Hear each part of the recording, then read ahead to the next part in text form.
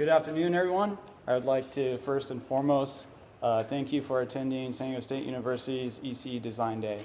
My name is Kyle. This is Anton, Murad, Eris, Dylan, and Colin, and we are Team Resistor.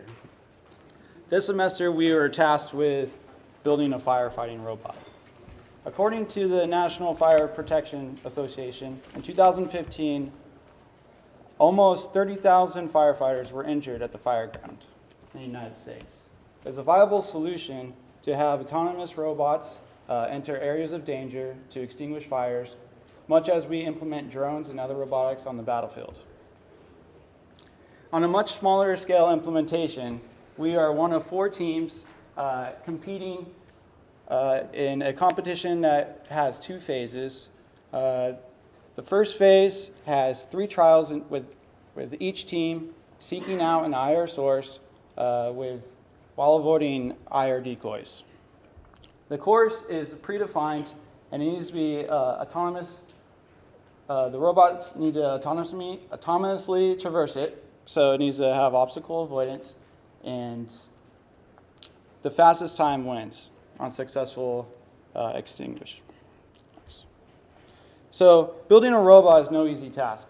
We ran into many challenges that we need to address during the design process. First, we needed the robot to be mobile and have enough power to traverse the course for at least five trials. Next, since it is autonomous, we need to have a sensor array that has some environmental feedback and obstacle avoidance. Also, we need to have a motor system that could give us quick and precise movements and dead reckoning to have precise navigation. Additionally, we need to have a detection source to actually decipher between a decoy and an actual flame. And finally, we need an extinguishing system that has a directive and powerful enough spray to extinguish the candle. So we proudly introduced Eris, the automated fire extinguishing system. It's a robotic system utilizing one 32-bit microcontroller that deals with all sensory detection and motion control, and a Raspberry Pi 3 with computer vision for flame detection. Eris has a sleek exterior design with an honeycomb interior to expedite the 3D printing process while not compromising structural integrity. Eris also has a full fixed multi-sensor array in the front. To expand on the sensor array, we have ultrasonic and IR sensors as identified as blue and orange for obstacle avoidance, and the IR cameras and phototransistors in green for flame detection and positive identification, and 3 slots for hose access for our hose to extend out of Eris and spray the candle out while not getting any electronics damage from water.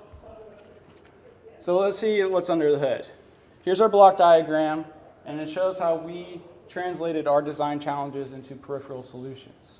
In the upcoming slides, we'll go more in depth on the motor, the motion sensors, detection sensors, the extinguisher, and the battery.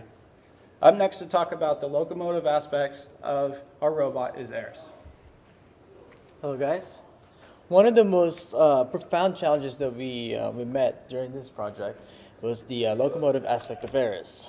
As you can see here, this is an overview of how we have the 2 H bridges, the motors equipped with encoders connected together.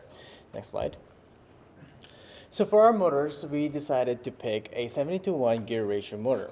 That motor is equipped with a quadrature encoder.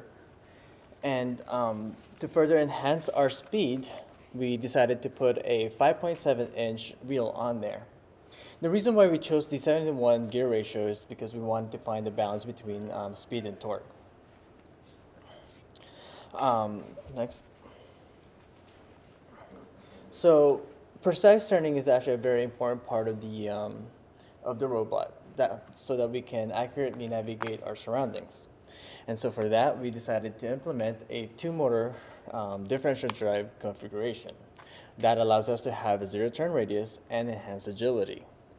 Next. the hardest, one of the earliest challenges that we faced was the getting the robot to go straight, and for that we decided to utilize our motor encoder. The way that works, as you can see with this with block diagram, is we calculate the speed at which each motor is moving or is rotating, and using the pick, we calculate the amount of power we should allocate for each wheel. That way, we can match the speed on both sides. As was previously said, the challenge is in two phases, and we implemented a 3-mode system for our robot to adapt to it. For the first mode, we're to navigate the course and find the candle. Once we find the candle and put the location in memory, we move on to mode 2, where we go to the candle using the memory that we have stored so that we can get it as fast as possible.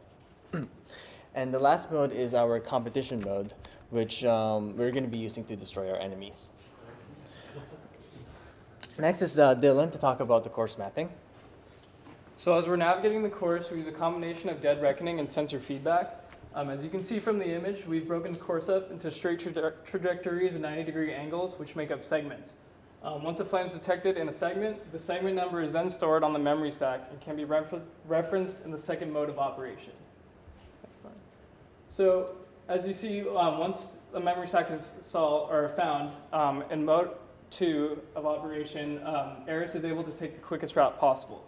So for example, route 1 will utilize segments 0, 1, 2, 3, and 4, whereas route 2 will do 0, 1, 2, 6, and 5, and so on and so forth. A key part in our competition is to be able to identify the surrounding environment, and we do this by sensor feedback. As we're traversing the course, we're constantly reading analog values from the sensors, comparing those with dead reckoning, and that determines the location on the course. So in our sensor array, we use 3 sonar sensors up front. The way these work is they send out a high-frequency sound wave. If an object is in its way, it'll reflect off the object and return back to the sensor. For our IR sensors, it emits an IR beam. If an object is detected, it'll reflect off the object and return back to the sensor. So since we're constantly running the sonar sensors, one problem that we could run into is sensor interference. In order to combat this, we've implemented a chaining technique. So what happens in the chaining technique is the first sensor is ranged. After that's ranged, it'll trigger the second sensor, and so on and so forth through the array. Once the last sensor is ranged, it'll then trigger the first sensor and continue the loop indefinitely. As you can see on the right, we've also implemented an obstacle avoidance technique, which utilizes the front sensor to see if there's an object in the way. If there is something in the way, it'll then check the left and the right sonar sensor to determine if it's going to go left around the object or right around the object. Next, I'll pass it on to Colin for flame detection. All right, so for flame detection, we broke it down into 3 different steps, or as we like to call it, our 3-tier detection system. So the first tier of detection is to identify if there's an infrared signature in the field of view. Then we move on to navigate towards the infrared signature. And finally, we need to identify the infrared signature as a decoy or a candle. So for the detection and navigation sequence, we used an infrared camera that we took from a Nintendo Wiimote. So the infrared camera has a limited field of view, so it's supported by 2 infrared photo transistors on either side, which extend the detection field to about 180 degrees. Then once we navigate to the source, we need to identify it as a flame or a candle, and we use a Raspberry Pi camera in conjunction with computer vision software. So the next step is we need to get all this sensory data from our Raspberry Pi back to our navigation system on our PIC32 microcontroller. And we do that over the UART communication bus, and we set up our own messaging protocol, which we call the PIC2Pi messaging protocol, or AKA P2P. So over the next few slides, I'm going to walk you guys through how P2P works in conjunction with our 3-tier detection system. So first off, our infrared camera returns the XY coordinates of the centroid of an infrared signature when it's detected. Now, we're only interested in the position relative to the x-axis, So what we did was we broke it down into a logarithmic scale. And each segment we're going to represent with an ASCII character 1 through 9 or an X if no signature has been detected. This way we can keep the communication very simple over the UART bus. So on the next slide, we're going to go through how we actually tell the candle from the decoy. And so using the OpenCV software, we implement a binary thresholding technique, which allows us to show the signature as the signature from the decoy or the flame as a blob. And so as you notice here, the decoy periodically dims throughout the sampling period, and that's exactly what we're going to exploit when we upon verification of the candle or decoy. So now let's put it all together. What does it look like? If you look on the left side of the screen, you can see that the navigation system is periodically requesting data from our Raspberry Pi about whether or not it has detected a source and the location of the source.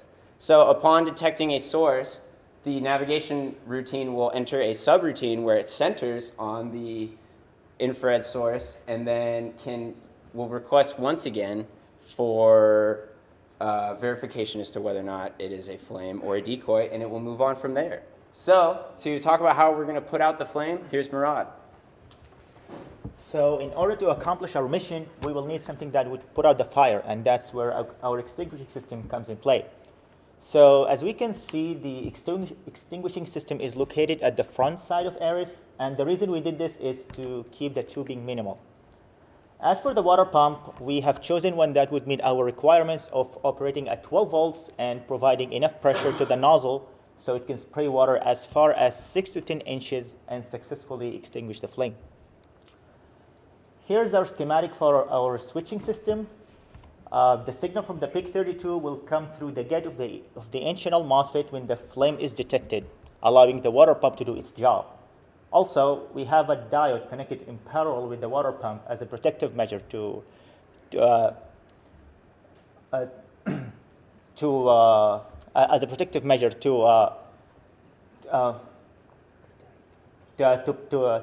the MOSFET when the circuit is switched off. As for the nozzle, we chose one that has a conical spray because it covers the required distance and provides a wide spray to reduce the margin of error and make sure we hit our target. And now I'm going to pass it to Anton to tell you how we power up our whole system. So we want Ares to be completely autonomous, so we needed a battery to power it up. We wanted Ares to find the candle as quick as possible, but also be able to last for like 30 to 40 minutes. So we decided to go with a 2200 milliamp, 14.8 voltage battery, and that will power up our motor and our water pump. And we have 2 switching voltage regulators to bring it down to 5 volts and 3.3 volts for our sensors and microcontrollers. Here are our 2 PCBs that we're using. The one on our left is our power board with our voltage regulators, our H-bridge, and we have a fuse for current protection and a diode for polarity protection. On the right is our main board with our microcontroller, and we have our sensors connected to that with our modes on top, and we have our N-channel MOSFET with our water pump, and we'll connect the 2 boards with a ribbon cable. Next will be Kyle with our milestones. To ensure that we completed this project on time for the day of competition, we established some milestones as a team. When we started to really jump into this project around mid-October, we did some preliminary designs and some function checks on our components that we're receiving.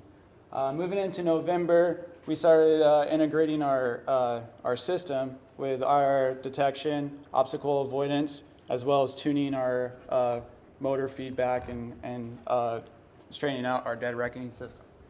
Now coming into December, we have successfully put our everything together. It's working. We have the course mapped out, and we have successfully run the whole course. For this project, we're allocated a budget of $800 from San Diego State University.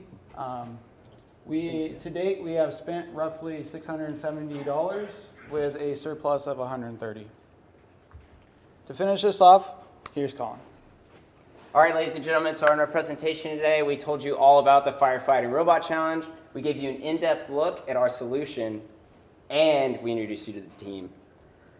But before we conclude today, there's one last thing we want to leave you with, and that is our team motto. So in the spirit of having the fastest robot in this competition, our team motto is, burn the tires and put out the fires. So if you smell something burning on the first floor of the engineering building, don't worry, it'll be the tires on our robot, not the candle. Thank you so much for listening.